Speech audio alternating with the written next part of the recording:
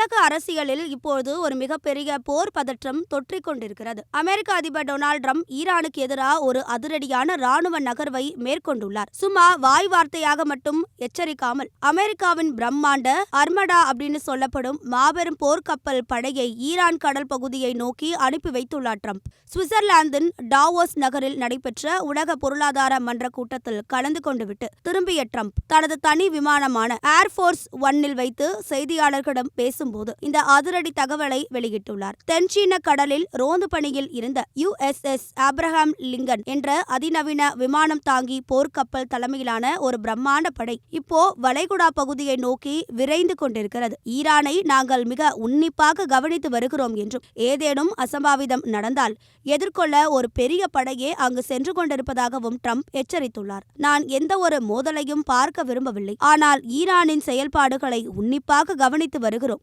ஒருவேளை இந்த படையை பயன்படுத்த வேண்டிய அவசியம் இருக்காது என்று நம்புகிறேன் என ட்ரம்ப் தனது பாணியில் மிரட்டலாக தெரிவித்துள்ளார்.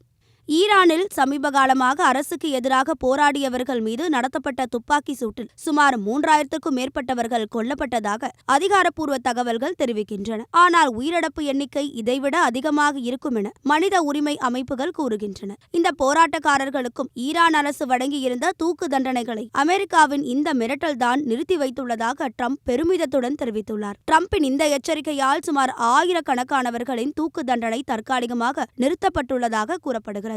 ஏற்கனவே கடந்த ஜூன் மாதம் இஸ்ரேலுக்கும் ஈரானுக்கும் இடையே நடைபெற்ற 12 நாள் போரில் அமெரிக்காவும் இணைந்து ஈரானின் அணுசக்தி மற்றும் ஏவுகணை தளங்களை சிதைத்தது. இந்நிலையில் இப்போது மீண்டும் ஒரு பிரம்மாண்ட கப்பல் படை ஈரானை நோக்கி செல்வது வளைகுடா பகுதியில் பெரும் போர் அச்சத்தை ஏற்படுத்தியுள்ளது.